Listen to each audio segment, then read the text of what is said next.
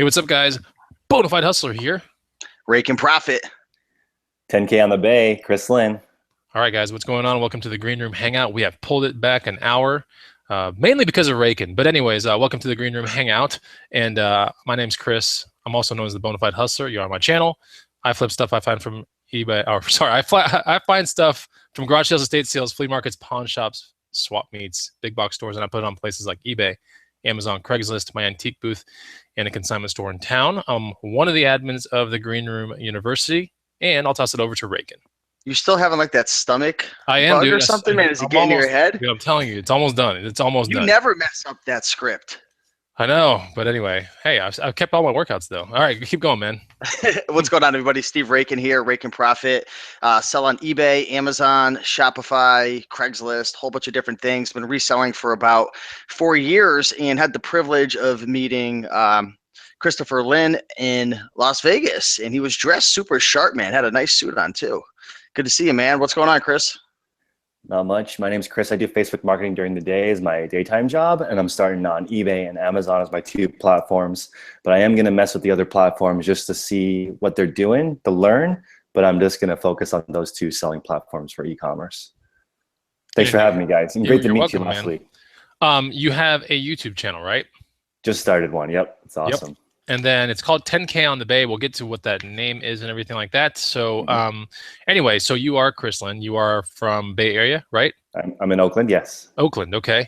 And the avenues that you currently sell on, you know, there's Craigslist, there's eBay, there's Amazon, there's a billion avenues. So like, which ones do you mess with right now? Mainly just eBay and Amazon. Okay, mainly just eBay and Amazon. Okay, Amazon MF or Amazon FBA? So I'm transitioning from Amazon MF to FBA. I have 6 items left for merchant fulfilled, and I think I'm just going to send them all into FBA and have it be clean. Because I switched over to the actual professional account, the $40 a month earlier this month, and now I'm going FBA. Okay, cool. So yes, that's our guest today. I want to make sure our sound check goes right. We have an amazing amount of stuff to cover. We have a big outline right here, and Rakin, who do we got in the feed today? Sure. We got a lot of familiar faces from earlier in the day when Chris was featured on my channel. We've got Heather Lee, AZ Mick. We've got a Green Room member in the house, Scott McFarland, Amazon Seller 99. This is a girl with the coolest name ever, Clearing Clutter for Clarity. That comes right off the tongue. Yeah. Amy Holquest, what's going on? Hoovie the Real. Hoovie's always in the comments, and Hoovie's saying, Chris, was it the shrimp at the Vegas buffet? In caps, never eat the shrimp. You ate the shrimp. You had shrimp too. A lot of seafood. I didn't have any shrimp. You were plowing down crab like the end of the world was coming. Well, the end of the world was coming, so that's why I plowed down all that crab. Amazon Seller 99 says ASD was pretty insane, better than previous years. So we got quite a few people in the house, 65 people watching right now. 2 things I need you guys to do before we get started. Number 1, hit the like button. You know, you could caress it softly, or you could just smash that thing to pieces. And number 2, be sure to get our free book down below. Chris, do you have that in front of you? It's in the garage, but it's 100 amazing items to resell. It's the very first link down below. Go check it out. Now, the second link down below is the Green Room University. Definitely check that out as well. It's our private Facebook community. It's basically the Green Room family. I want you to check that out. Pretty awesome video there on the main link. And right below that is a link to 10K on the Bay, the YouTube channel. I want you to go to that channel, and I want you to subscribe to it. Very, very important. So 10K, we're going to call, should we call you Chris or 10K? I don't even know what to call you anymore, man. Let's just do Chris. Okay, we'll call you 10K. All right, so I'm just kidding. We'll call you Chris. You were on Rakin's show earlier, correct? Mm-hmm. Yep. And you guys were talking about all kinds of stuff and processes, and you got kind of technical at some points with the tax stuff. So it's pretty interesting, and hopefully we can get to some of that stuff today. So the first question really is, what is a typical day for you? Sure. So I am really working hard to get a workout into my day. The first thing I do when I wake up.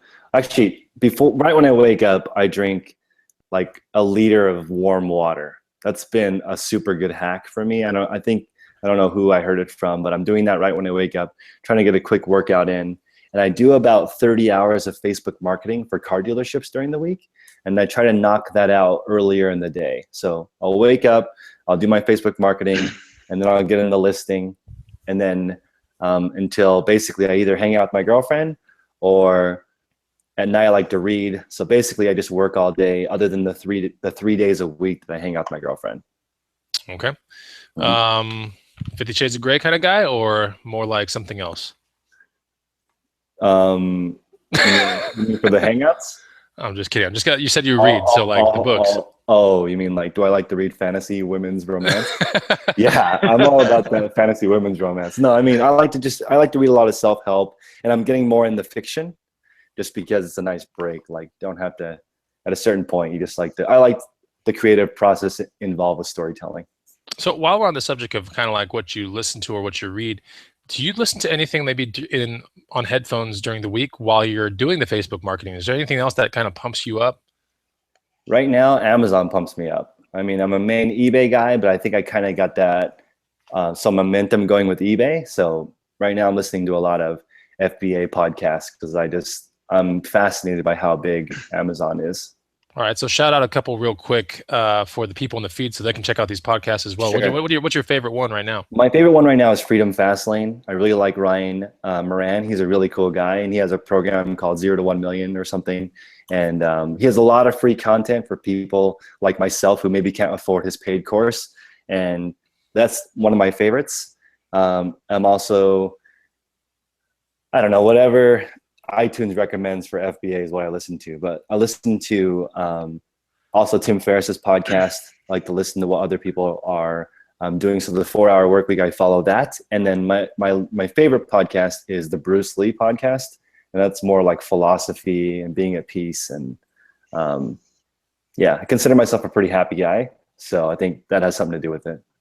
Okay, cool. You're not going to like punch holes in your wall or anything after this podcast, right? During the podcast. Oh, during the podcast. Okay. Yeah, I'm sure your landlord's going to like that. So how can it, so let's make sure 100, because we have 109 people in the house right now. Tell them where to go and how to find you. You have how many ways to find you? You have Instagram, you have YouTube. Tell them how to find you, because this is going to be a banger of a show and you're going to want to definitely follow this guy like right now. So how do we find you? Right now, all my social media is pretty new, but follow me on Instagram and on YouTube, 10kOnTheBay, all one word. It's a play on words. You're technically not supposed to have the word eBay in your name. That's why I do the Bay, and I'm also in the Bay Area, so I'm gonna hopefully get away with it. But 10kOnTheBay, all one word. Man, that's like a crazy play on words. Now that I realize what you did there, man. Yeah, you're right. Because okay, I totally see it. So explain 10kOnTheBay. What does this even mean? And I mean, I know how you came up with it, but what does it mean to the people out there? Sure. So actually, I have to credit Scott in the green room for giving me the name, because I was trying to figure out what I was trying to do, and people were asking me more questions. And I said, well, the Anchor store for eBay, which is a $300 subscription a month, gives you 10,000 free listings. And I was thinking, wow, that should be a good goal, because for 3 cents, I can get an item online to eBay's millions of customers. I don't think there's a cheaper way to list anything with that kind of audience. For 3 cents reaching millions of people, I don't think a cheaper form of marketing exists right now. Okay, so biggest bang for buck. That's for the Anchor store, and with the okay, so you're assuming 30 days, right? 30 days. Okay, so 30-day listings, cool. Mm-hmm. I wonder, Raken, do you know if the 30-day thing is preferred? Do you wonder? I mean, does the algorithm kind of work the same way with whether it's 3.5 or is it 3.5, 7, 30, and then GTC? Which one? How does it go, Chris? Well, there's 3, 5, 7, or 10-day auctions. Right. And then you can do 30-day or good till canceled. And I think that it's probably the same, but if your listings get old, they can get stale and move down the listing. So I only do sell similar. When the listing ends, I will go in there and revise keywords, change up the order. And I also add an X if it's been in there for 30 days, a Y for 60 days, and a Z for 90 days in the title, so I can quickly search my own used inventory. Because and then you can bulk edit, right? You can do things. You can bulk edit, and basically, I just like to see visually. Even though I'm wasting keywords, I just like to see it. So, a lot of people out there, they mess with 100 listings, 200 listings. Some people have 500. Some people have 1,000. Every now and then, you see someone with 5,000. You're creeping. Your goal is to get to 10,000. I think to most people that sounds like maybe, how do I say it? An administrative semi-nightmare, like, right? I mean, maybe I'll just call it as I kind of like, if I had 10,000 listings like behind the scenes, I'd be like, whoa, that's a crazy amount of relists. I mean, it's mouse clicks, I get it, but that's a lot of items, man. That's your goal though, And right? also, that's my goal. And I've had people reach out to me and say, why are your goals so small? Oh, So, really? I mean, there's people out there that think huge, and it's like, I'm at 2,000 listings already, and if I didn't have a 10,000 listing goal, I wouldn't be pacing this fast. So it's fun to challenge yourself and pick a higher goal. Even if I fail, it's fine. If you set your goals, set for your goals up for the stars and you end on the moon, that's still good. So I'd rather set my goals overly large than overly small. Plus, I've learned a lot from the haters, and the bigger your goal is, the more people will criticize you and give you feedback. Like, do you even realize how much space you need for that? And then hopefully they give me an idea of how much space I need. Other than just whining. Like, So I mean, bro, you're gonna need a warehouse, and you're gonna have to pay X amount per square foot in the Bay Area, and you're gonna have to contact this number. And you're like, sweet, thanks for all the help there. Exactly. So, and the people that say great job, I don't learn as much from that person.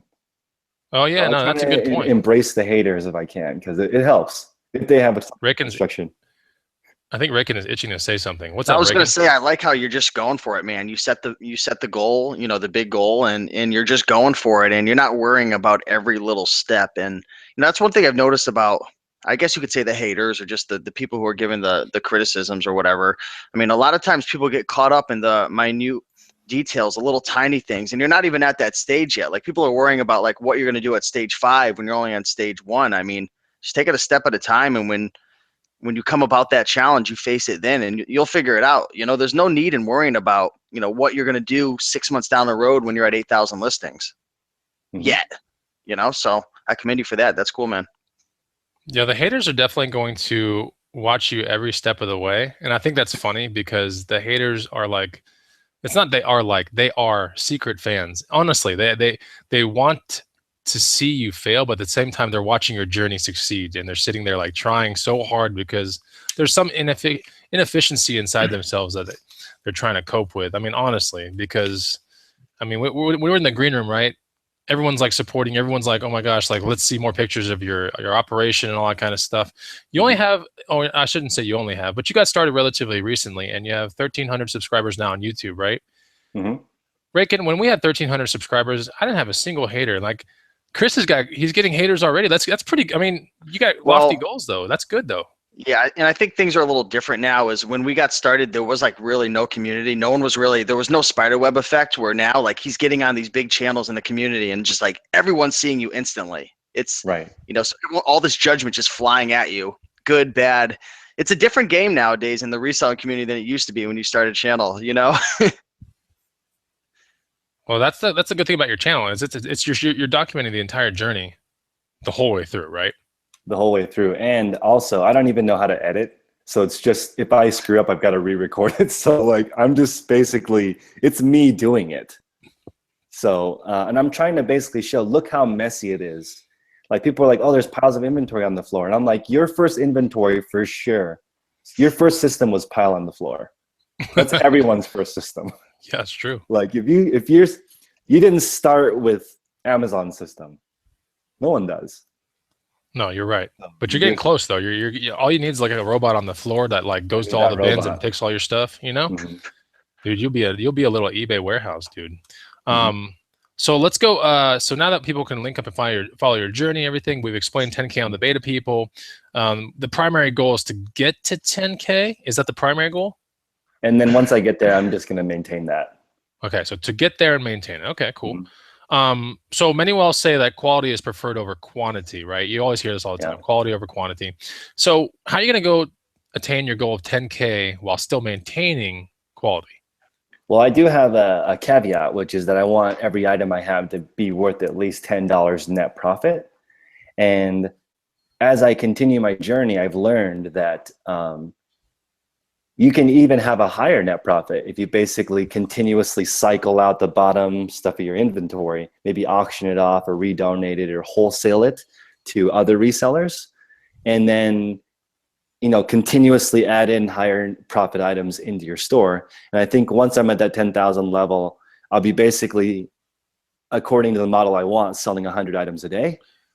And so I just need to recycle 100 better items back in my day. And hopefully by then I'll have lots of different suppliers I can pick from, and I can cherry pick the 100 best items. But right now, to be honest, I don't know what the 100 best items are.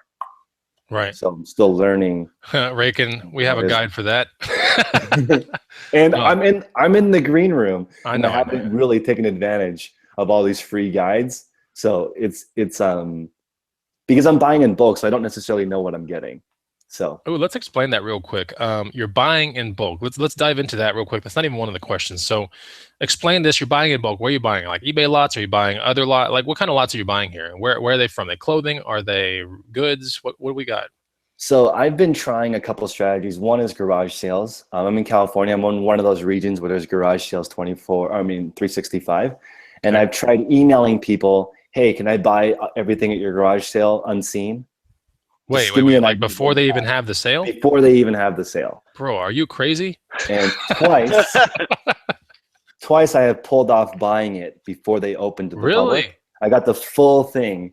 I showed up at a lady's house. She's like, come look at it. It's Friday night. Come look at it. I want my Saturday back. And I was able to get all of it before she even opened it on Saturday. And I said, how about $80 for all of it? And she's like, let me help you load it up. She didn't even counter offer. Okay, so Really? Let's break that down. Yeah, I know Chris is already going into crazy. that. Well, go ahead, Raken, because you know what I'm about to ask. So go ahead. Yeah, so I think what you were going to ask is like, what the heck did you see when you walked in, and like, what was the value of everything, and like, how much trash, how much gold? Sure. So the first thing I saw was 20 tripods. Whoa. Okay, so the person was a photographer, but none of their camera equipment was for sale. But all their tripods all had the original boxes, the original wrapping, and people who take care of their things like that, I figure it's going to be some nice stuff, because if you don't care about it, you just throw all the wrapping away. But these were all packed into the same things, and I could tell they needed space. I was going to guess maybe the husband said, I need to park my car in the garage and to get rid of all this stuff. Or I'm not sure what the reason was for the garage sale, but there was a lot of sporting equipment, which is always good. And I learned from Bonafide, you can do a ticket to Play It Again Sports. So I saw the sporting equipment, I saw the camera equipment. I'm like, already, that's going to be $100 easily right there. And then there was boxes and boxes of books and games and whatever. And I said, how about $80? And she said, and it's probably maybe even too high of a first offer, because she said, I'm helping you move it right now. Let's load up your car. So what was the best So tripod that you found there? Let me ask you gamble. that. What was the best tripod that you, was it a, I got 2 Manfrotto okay, I was about to say, did you get any Bojan you just got your money Manfrottos? back. Those That's were over it. $50 each. Okay. I still have it. And the thing is, like, I took a step back from garage sales when somebody in the green room introduced me to the Goodwill bins. It's because you guys got to understand, I'm really new to this. Like, I started the thrift game really like in January. So when I went to the bins, and I was like, man, everything is under 50 cents. I just was a little bit thrown off. And then I ended up buying 8 pallets worth of stuff from them because it was just so cheap. And then I realized that, oh, just so you guys know, 1 pallet of used clothing fits in a Prius. So I don't know if you guys would care, but I had to make 8 trips to get all that stuff into my garage. Oh my gosh, that's dedication. So how much did one pallet, what is the average weight of a pallet, and how much does a pallet cost? It's about 400 to 500 pounds. Okay, wow. And $260 roughly. 260. And yeah. It's just sight unseen. You don't know what's in there, or do you know? No, you can take a quick glance of what's on top. And I also realized they sort of faked that a little bit. So, I mean, like you'll see a Vineyard Vine shirt on top, and you're like, oh, I'm gonna make a fortune. And then it's like 20 Target shirts in a row under that, so you gotta, like, play the game a little bit. But I can tell that at the Goodwill bins, they have an abundance of clothing, and that's really what they want to get rid of first. And the guy told me that when they bring out fresh bins, they're not fresh, they're just from a different day. They're just rotating sort of the same stuff in and out. And if you buy bulk, you have in my opinion, have a higher likelihood of getting something unpicked. I think it's different Yeah. everywhere though, because I've heard different things. I don't have much experience at all with bins, Chris. So this is just what I've heard through the grapevine. But I've heard that Mhm. some places like it's inventory that was just like there was just too much inventory for a specific, area or whatever, and it's just Mhm. overflow, and a lot of it is fresh. But then I've heard the same thing that you said. So I think people in the comments should comment below because we're all kind of new to this. Chris, I know you don't do bins, do you? No, I don't do them. Well, they're far away from me. And second of all, they're just, I don't know. It's a different kind of hustle. So anyway. Yeah, so I want to hear what other folks have to say because I've heard it's different in various places. Because I've been at bins before and I've seen people with like TI-83s in their cart, and I'm like, there's no way if anyone sees a TI-83 the first round, that thing's gone. Mhm. Maybe, but that's cool, man. So when you get these things and you dump them into your Prius and you bring them into your house, do you have like a Breaking Bad suit on the whole time? Like, or is this stuff dirty? Like what's going, I mean, are you just, So I have a theory. I think people in the United States, where we're a pretty affluent country, most people donate clothes because they're too small. And most of the clothes that I get are freshly laundered. Like I'm not getting a lot of the dirty, like I don't, like once in a while I get a mouse or a dirty diaper. Just kidding. I don't get that. But I'm just saying that it's like really clean stuff that I'm getting. I do notice some stuff is torn. Maybe they're donating that, but for the most part, they just look like they're too small. okay. And then how much do you redonate, or what do you just throw into a dumpster? Like, what do you? So I was redonating about 10% of it to Salvation Army since I shop at Only shop. 10%? Only That's 10%. But after going to Amazon ASD, people are saying get rid of 50%. Like just spend the whole day sorting and get rid of the bottom half and buy twice as much and just have the good stuff and wholesale That's that not to bad. somebody else. And that sort of blew my mind. But a lot of Amazon sellers are saying they look through 100 products to find one. Like they're just constantly sifting and refining to their, the nice one. Hey, let me So ask you a question, Chris. Let me jump in real quick. When you sure. deal with the pallets, Chris, of the clothing, Mhm. let's just say you were to like let go of the bottom 50%. In terms of the top 50% out of that pallet, which is what, 400 to 500 pounds, you said. Mhm. So let's just say each item's a pound around there. Let's just say you have 300 items. What do you think that top 50%? What do you think that average sale price is of those items that you're finding? Are they selling on average for $12 each, 14, 8? So right now my average sale price is $22, and I charge $6.99 for shipping. So I do not have free shipping. So I'm just under $30. This includes all the stuff that I'm thrifting. Obviously, if you thrift at a retail Goodwill, you're going to get more money. But I'd say the stuff from the Goodwill bins, the top half is worth over 15, not including shipping, and the bottom half is worth at least 5 plus shipping. And what would you say the cost associated with each one of those items is, your average cost if you were to have? About 50 cents. Wow. Yeah. I mean, 50 cents for a piece of clothing, given it's not like a really big jacket or something. I mean, you're shipping that for $3-4, That's right. right? On a $20 item, your fees are, $3 or so. So, I mean, you're in it for $6 or $7. I mean, are you averaging a good 200% ROI on each item with those clothing items? A little over. So my margin is around $17 average on a $31 item, including shipping from the bins.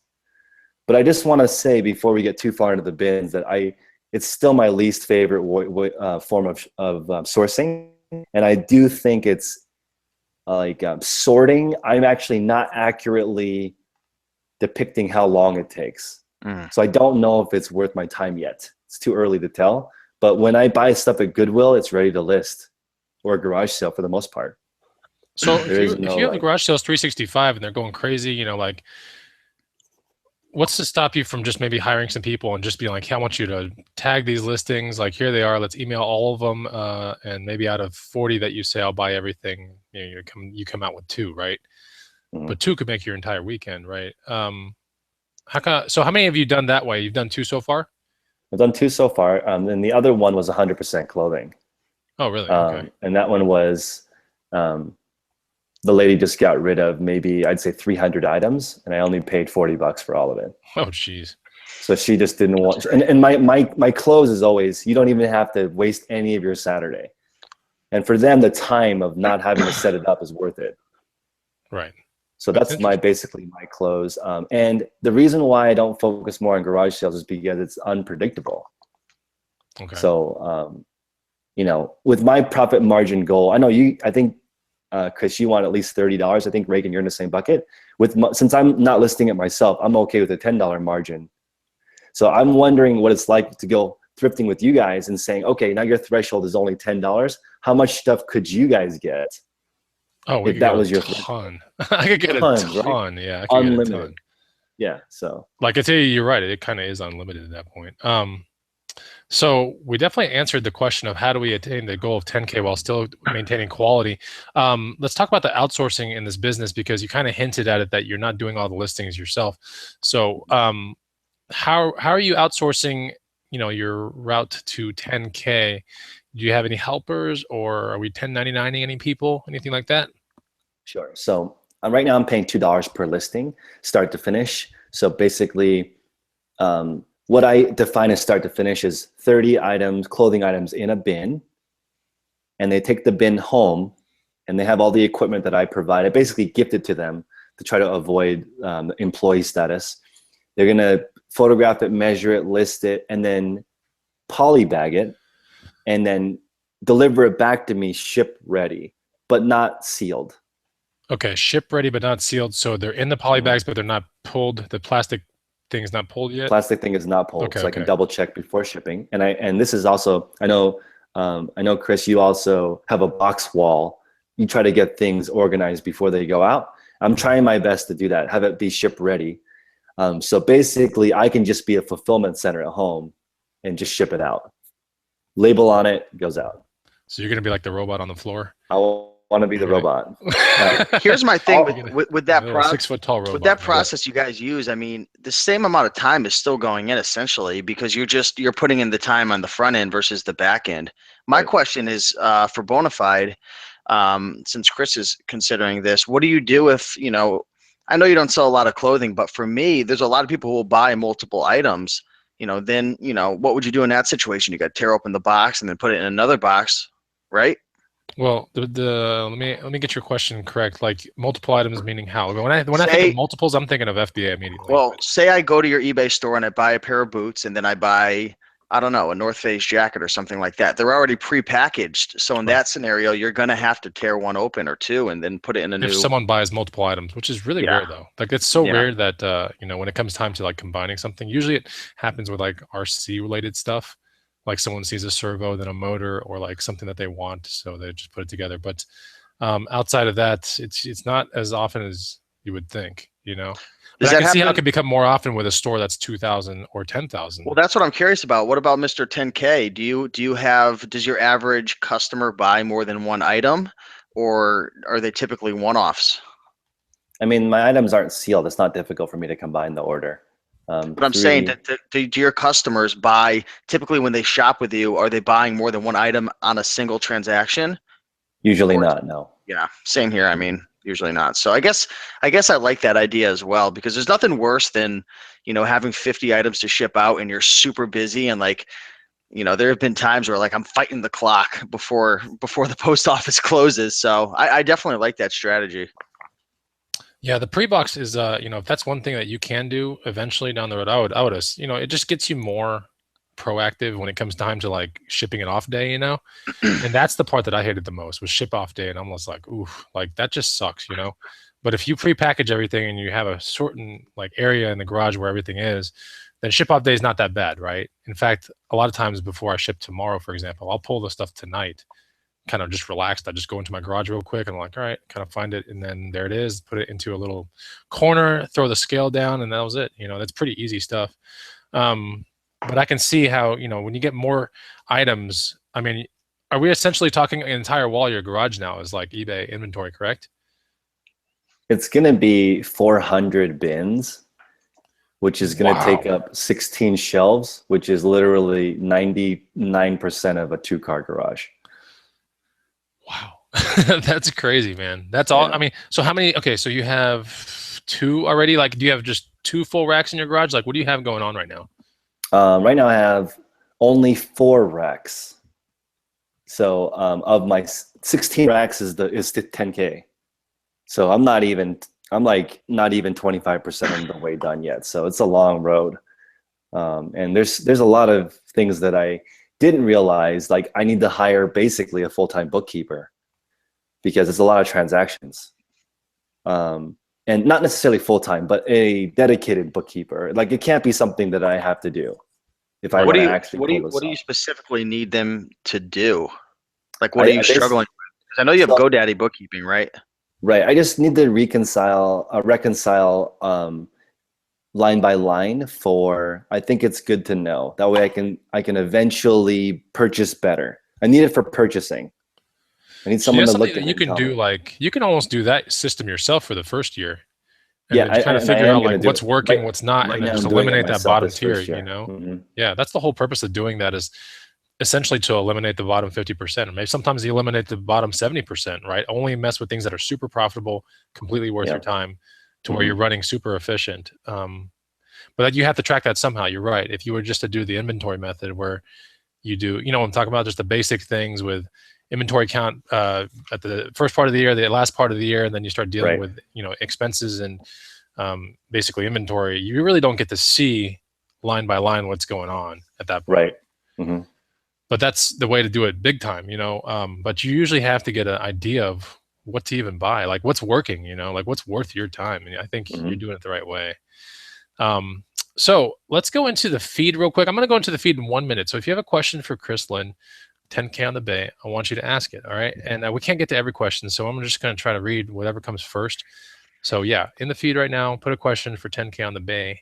We'll go to the next question of the outline, and then we'll go right into the feed. So you're primarily sourcing your items from what seems to be bins right now, right? Yes. That's the primary place, correct? Mm-hmm. Do you ever just find yourself sourcing in Goodwills and stuff just randomly, or no? Absolutely. And now I didn't know the bins existed until a month and a half ago. Now that I know that, I prefer Goodwill retail because I know stuff's going to go to the bins. And I don't think that they get paid well when items go to the bins. So I'm trying to catch it before then. So I'm basically bundling. And my new strategy for Goodwill retail is I ask, and I was going over this with Steve earlier. I talked to a regular employee first. And I asked them, like, what do resellers buy? And they're like, oh, all this stuff, PlayStations, all this stuff that's easy to flip, Allen Edmonds shoes. And I'm like, what do they never buy? And they're like, they never buy pillows, they never buy blankets, they never buy luggage. That stuff just sits and sits and sits. They never buy The big glassware. stuff. And I'm like, okay, if I buy all that stuff, can you guys give me all the good stuff? And they're like, hell yeah. So that's how I've been doing it. I literally took 20 luggages from a Goodwill for free so they could get that retail space back, and I just drove it straight to a Salvation Army. So I mean, like, I'm just doing it because like I'm trying to think, what could I do for That's them? awesome. They would help me get their good stuff, because they don't need a reseller to sell Allen Edmonds shoes. It's going to sell to a regular person. Right. You provide zero value to them. So I'm trying to get there and say, okay, you've got all this glassware. I've purchased every single piece of glassware from a Goodwill before. And I think it was like almost free, because they're like, it's just going to sit forever. Was it you who told me cookie jars and stuff? Was that you? I love cookie jars. Yeah, and I didn't even know about that until I was like, I'm going to try and sell some of this stuff that they gave me. Cookie jars. So, Bacon, we need a cookie jar show. All right. I probably will. I've done stuffed animals in glassware. Oh man. Okay, so let's rapid fire some questions coming out of the feed here. You ready, Chris? Good. All right, from Don C. How many hours per week do you work? Let's not talk about this Facebook marketing thing. I think what he's talking about is the eBay part. At least 40 hours a week. That's a lot. That's a lot, dude. A lot. 30 hours a week with your other thing, and then 40 with this. So you were doing 70-hour weeks, right? The only times I'm not working is with my girlfriend. Okay, so that's good. That's a real good thing to do. Don't ever bring the work with the girl. Also, I'm not allowed my cell phone cannot be with me when I hang out with her.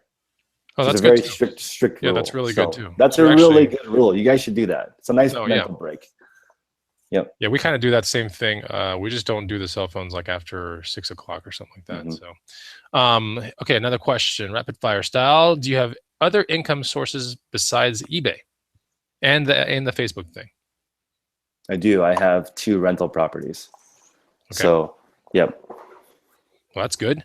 Yep. Let's go into Tom Wen says, let's just kind of whittle it down to the simplest part of this question. Sure. 3 things to look for in thrift stores. What are your favorite 3 things?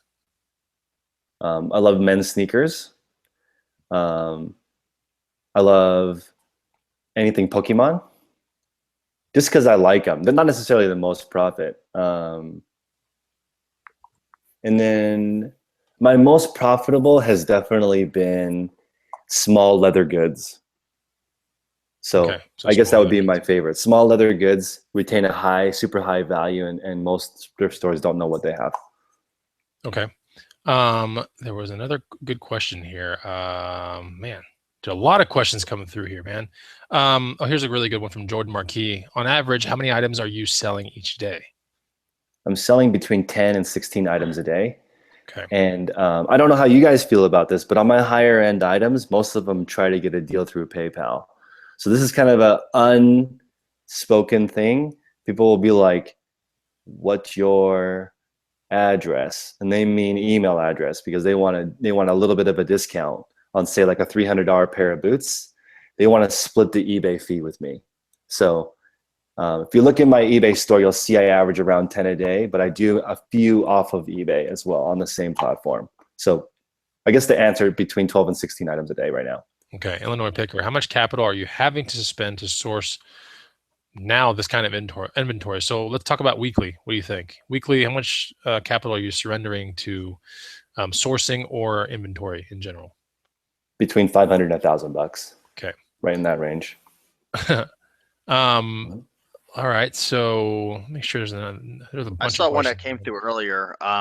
Someone was here's- asking why you don't use Terapeak. I believe the software Terapeak, they were saying, could analyze your store and tell you like what your best selling items are and whatnot. I'm not sure if you've looked into that yet.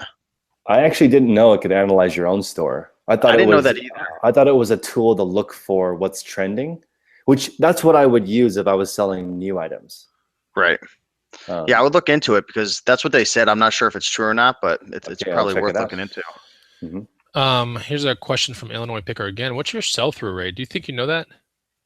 It's about 1% a day for me. Okay, 1%. Yeah, with that much inventory, I mean 1%, that makes sense. Okay. Mhm. Okay, so let's go into the next part of this outline.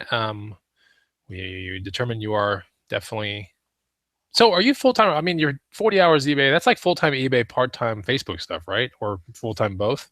I spend more time on eBay. So even Okay. though, because my other job is the same thing over and over again. This is, Okay. yeah. So you mean 8 trips with the Prius? That doesn't seem like the same thing over and over again. That was, I should have just rented a truck. So how far was this place? The Prius, I mean, you have a really gas. I mean, It's 20 miles from here. okay. So essentially you probably spent like $1 in gas. I'm just kidding. It's a Prius. Yeah. It's a Prius joke. It's Okay. basically free. Yeah. So when do you see yourself getting to 10K, Chris? I'm going to try to reach it by the end of the year, which means I need to increase my store by 1,000 listings per month. Per month. That's not hard to do if you have 2 workers, right? You have 2 workers, correct? And I need 5 workers to do it. Oh, you need 5 workers to do it. Whoa. So with 2 workers, I can get to 5K on the bay, but Okay. like it's not going to be enough to get there because they're listing part-time. Okay. What do you let me jump in. What do you think your biggest challenge is going to be getting to that 10K? Do you think it's going to be sourcing or the listing process? I think it's going to be quality control, because I think with 5,000 listings, there's going to be 2 or 3 issues a day. So I'm going to need to handle those quickly. And I'm considering just giving a refund no matter what the reason is. Yeah, Just to probably a good idea. completely avoid it, because it's such a small amount. I'm at a 3%, 2 to 3% return rate. And I'm wondering if it's even worth it to entertain it at all. Unless they're They might not $300 be. boots, right? Unless they're $300 boots, then I want them That back. you probably want to pursue that one a little bit. Mhm. I just saw the funniest comment ever saying, What is it? when will you change your name to 20K on the Bay? Oh my gosh. He could probably extrapolate it, I bet. this guy is like a math dude. Were you good at math back in the day, Chris? You kind of I'm strike me as a Asian. guy. Come on, you don't even have to ask. All right, that's pretty Um, good. Yeah, you're right. no, I love math. Math is math is definitely a good thing for a hustler to have.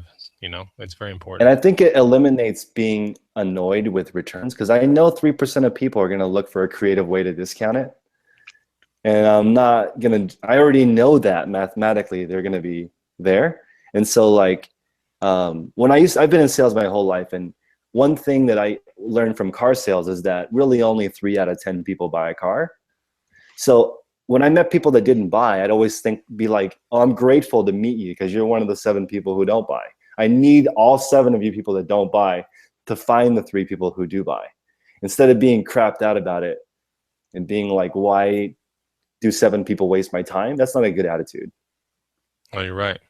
And I think some people really adopt the mentality when a return comes. You're like, why? I'm never done. Or when like a rate goes up on USPS or a rate goes up on Amazon, a rate goes up on eBay, like I'm done with it. Like it just doesn't make any sense. It just kind of shows you the mentality out there sometimes. I'm not saying it's like everyone's got it, but like there are definitely some people I know, we see it in feeds and this and that. It's that mentality is poisonous. You got to focus on what you can control rather than what you can't control, right? You can control meeting 10 people at the car place, right? You can control that.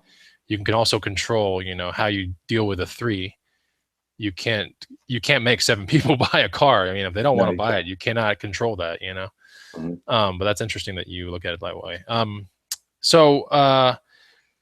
What are 3 mistakes that you think most eBayers are making? Like, let's just talk about eBay in general right here, okay? Without the 2K, 10K, whatever, just most eBayers are making these 3 mistakes. What do you think they are? I think that I'm going to try to give 3 reasons you don't normally hear. So one thing is that they bring inventory into their house. And I think the extra time you take moving it all the way up into your bedroom, moving it down to your kitchen to list, just that constant retouching the same item, moving it all over your house versus like, rake-in strategy, just leaving it in the middle of the way so you have to deal with it. I love that. It should just be, all your inventory should be stored right by your door, in my opinion. I think that's a pro tip to save time. Yep. The second thing is that I think they don't venture out of their comfort zone and buy things that they don't know. For example, somebody asked an example of a small leather good that sold really well. I got a little Rimowa luggage leather suitcase that was tiny and sold for $80. So, I mean, you got to step out of your comfort zone and buy something that you think is good quality where you may not have an opportunity at a garage show or something. You got to act quickly and sometimes take that risk, and then you'll get used to being able to pick up things that you can tell are higher quality. I think people don't take enough risks. And then third, I would say not understanding that it's a numbers game and you can't make any assumptions until you have at least 200 listings, in my opinion. It's just too small of a sample size to get any kind of, oh, eBay is this. Like even at 2,000 items, I don't know what eBay is like. It's different every day. Right. So you got to continuously adjust. So you deal majority with clothing though, right? Majority? Yeah, and I think I'd say 80% clothing right now. And you can't make any deductions from 80% clothing with 2,000 listings or so? Not absolute deductions. Okay. Like Kuji, right? Some stuff sells great, some stuff doesn't sell well. So True. It's hard to say get every Kuji item. Okay, I see what you're saying. Yeah. Okay. Or Kuji never sells for me. Right. But it's like if you had 10 Kuji sweaters, you would sell all 10. And I just get a lot of questions, even though I just started, about why aren't my items selling? And it's like, it depends on what you're selling. If you sold discount gold, you could sell it in one day every single time you put it up. Because that's really valuable. Right. So let's take that a step further. So you get the stuff, you get these bins, you get these piles of clothing, your Prius suspension's completely shot, and Reagan, I see him smiling. Anyway, so then how do you determine like what goes up and what goes down? Like what gets pushed out and what gets listed on the bay? Who does that decision? So right now I am searching solds manually, and trying to sort by brand when I get these huge piles of clothing. But I think it'd be better. Like, this is why networking is key. There's a gentleman in the green room named Jake Odell, and I went down to Santa Clara with him and watched him go through men's clothing. And I learned more in the 1 hour I went with him to the thrift store than I could do looking through solds, because he could explain fabric. He could explain to me why the solds are higher, which is key, because then you can kind of reduce the time looking in the solds. You already know as you're touching it, oh, this is linen, or this is silk. It's going to be worth more money regardless of the brand. Or these, like J. Crew and Banana Republic, have 3 dots for factory outlet. Like, that's hard to conclude from the sold listings.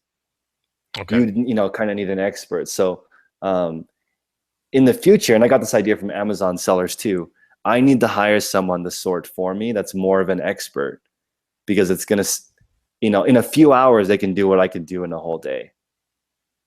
It's probably going to be cheaper to have someone, a clothing expert like Jake in the green room, to just come and just look through all of it and pay him $20 an hour or something to just separate it for me. Hey man, I have an idea for you. I'm gonna troll you for a second. Okay. You know, in the green room, there's a lot of clothing books for free in there. This is what you do. You download them all that are free, Okay, and you hire somebody and make them read them all. that's a good idea. It's pretty sad that I haven't used the free guys in the green room. No, it's okay. Jake Odell ain't got nothing on me. I'm just kidding, Jake. No, but he's right. The power of networking. I mean, each time that we ever go reselling with people, even us as like what I consider myself semi pretty good at hustling, right? Like, I'm still always learning from people. It doesn't matter where I go. Like, it doesn't matter who comes in town. It could be College Picker, it could be Rakin, it could be Resell Rabbit, Jameson. But yeah, you can learn something from every single person. Like, it's crazy. And to the point where, I mean, I was learning about scrapbooking materials from Craig Morris in Florida, right? Like, he's like, I pick up scrapbooking stuff. It's got barcodes, and you would be so surprised what it sells for in FBA. I'm like, oh my gosh! Like, how many times have I walked away from scrapbooking materials that are still in its plastic, or it's just crazy stuff. Like, even down to those little stickers and things that people put in scrapbooks. You scan it and it's like, wow, $10.99, and it's like a quarter at the garage sale. Send it in, they cut you a check for like $6. That's still really good, if you look at it, and it's got crazy good ranks. So just something that you learn from each person. But I fully support that anytime you get a chance to network out there, it doesn't matter if you're part of a free group or a paid group. And, if free groups have seminars or whatever, just go to them, like, buy tickets and go to these things. If you ever get a chance to do a meetup with someone, or even if it's an informal one, like what he did with Jake Odell, I mean, just take the chance to do a meetup with someone. It doesn't have to be a grand, crazy meetup like Vegas or Austin or anything like that, but it always helps when it's that big, right? But just meet up with like-minded people. You'd be surprised how fast you really learn the art of reselling. So, okay, so what makes you and your eBay business great? Let me ask you this. It's kind of a weird question. It's a chance to, maybe just boast a little bit. Like, what do you think makes you and your business great?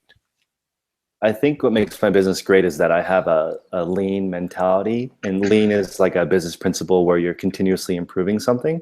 Right. So I can say my business is great because every day I'm making an improvement to something, and I'm more focused on that than the 10K, to be honest. I know if I improve my business every day, I will get there and beyond one day. So I think a lot of people get too worried about their future goal and not worried about right now. So your future goal can be anything, but you can only do what you can do right now. So I'm really, really, really focused on what I can do today. And I think that makes my eBay business really good. On that note, if you constantly try to improve every single day, you might end up with the end of the year at 5K on the bay, right?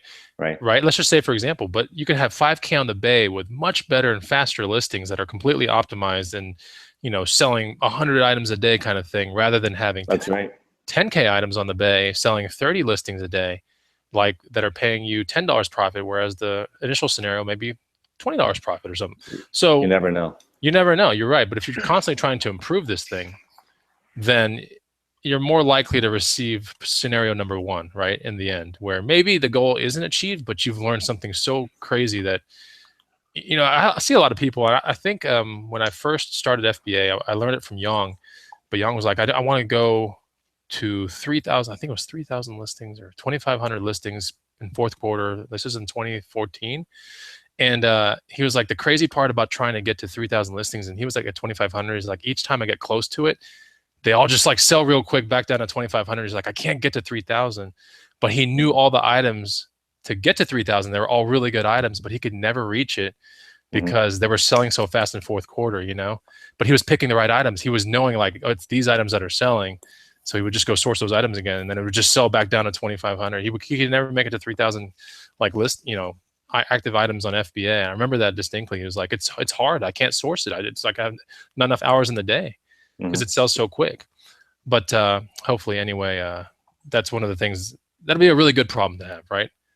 If you had 10,000 Nintendo Switches, you could sell them all in a week. So I mean, it just depends you're right. on the item. You know, like there's a balance between trying to grow your store and maximizing profit.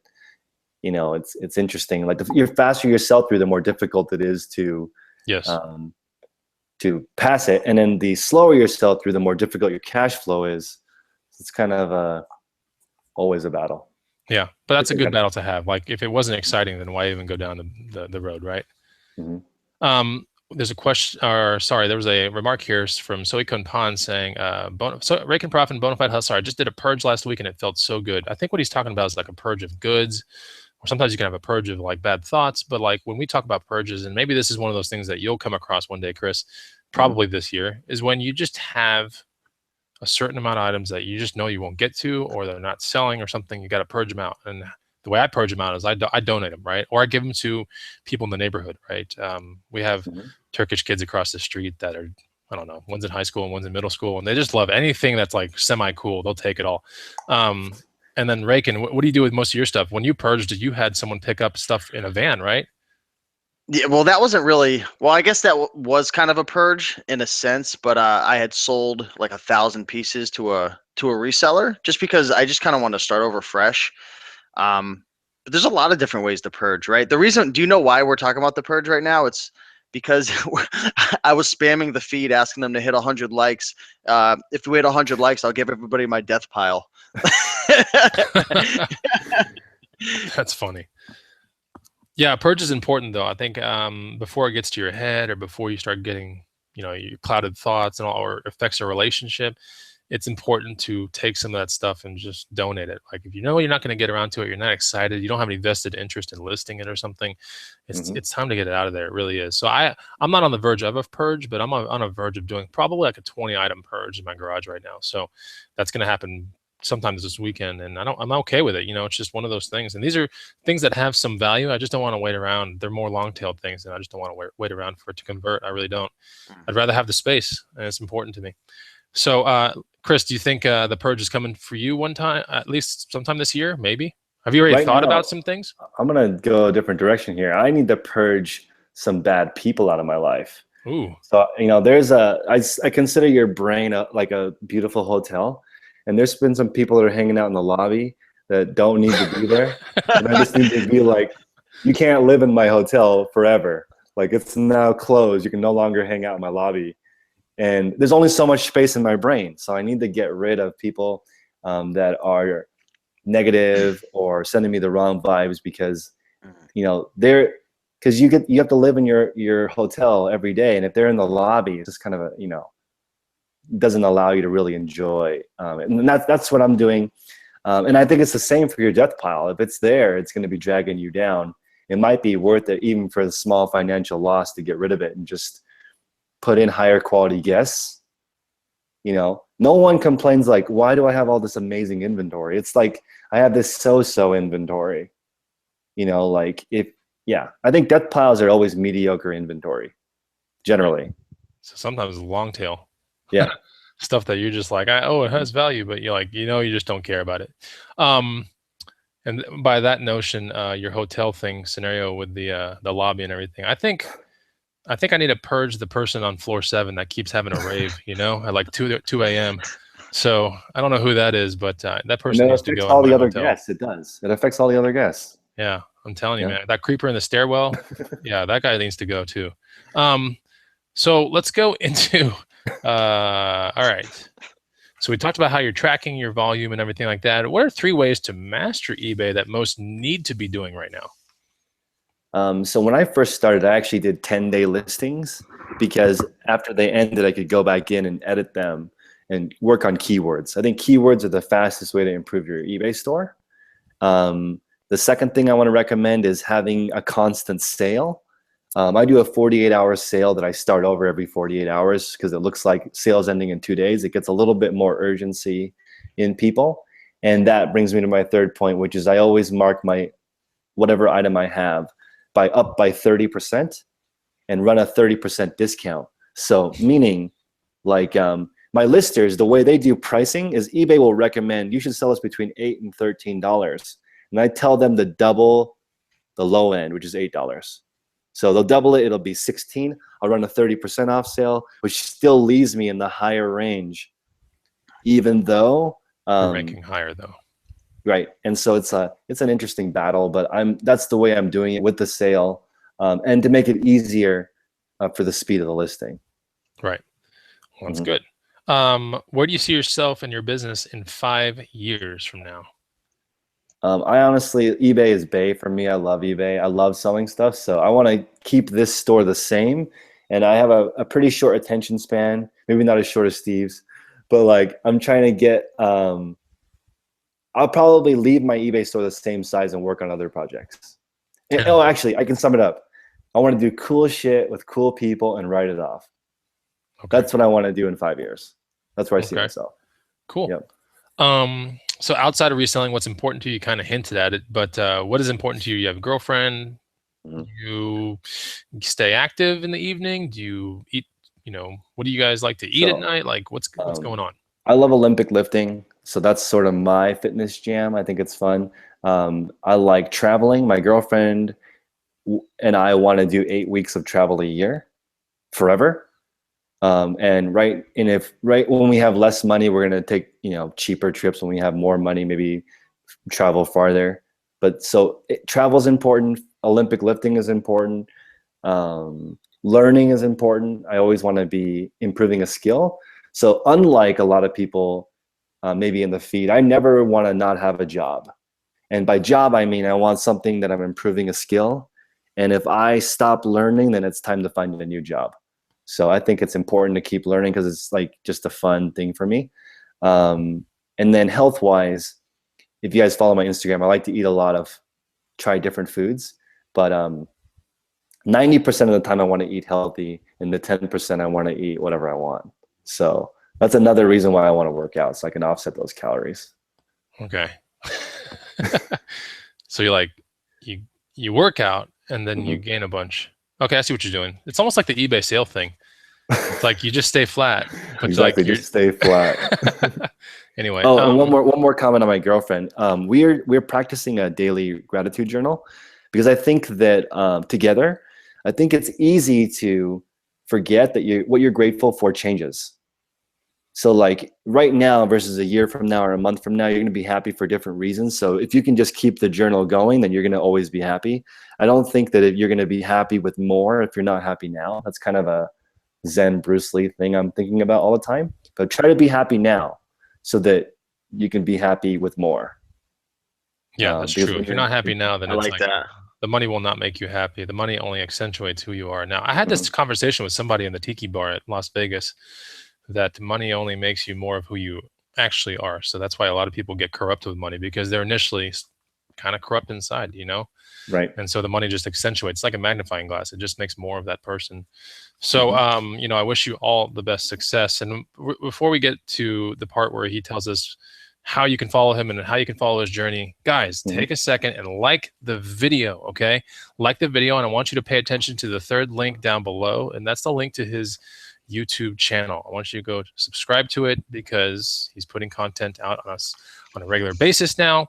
So that leads us to the last question of the night, which is, how can people link up further with you? What are all the ways to link up with you outside of the green room? Because everyone knows who you are in the green room. But outside of the green room, how can these people in the feed and the people that will see this video after it's live, like how can they join your story? Awesome. Everybody follow my journey on 10kOnTheBay on Instagram and on YouTube's.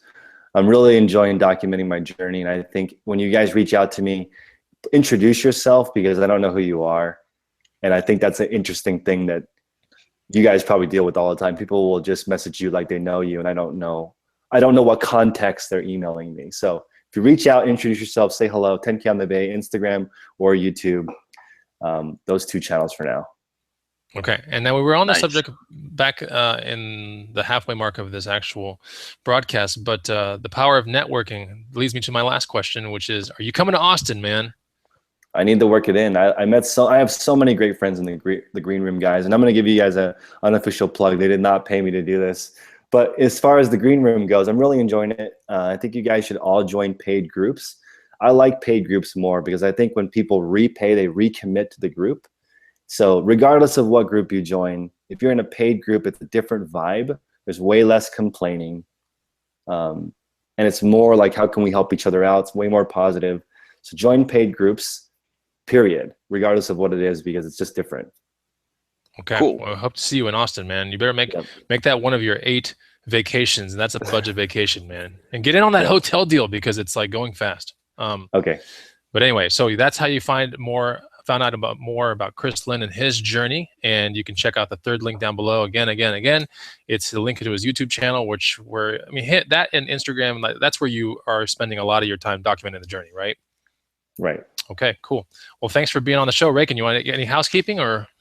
No, I think that's about it. I mean, if you are in the green room, like you mentioned before, we're having our annual green room event in July. greenroomuniversity.com/tickets. You do have to be a green room member to go. Spaces are limited, so you can check that out. We have a hotel deal where everyone's going to be staying at the same place, and we've got a whole game plan over there for like 3 or 4 days for all different things we're doing. We're going to have a seminar, speakers. It's going to be really, really cool. So if you guys want to go and connect with a bunch of cool people, including Chris, hopefully he goes. That would be awesome. But check that out. Like, subscribe, comment, and get the free book below. That's about it. Appreciate you guys coming on, and it was fun. That's right. All right, guys, that's pretty much the show. We'll see you next Wednesday on Rakin's channel for the Green Room Hangout. Take it easy. Goodbye. See you guys. See ya.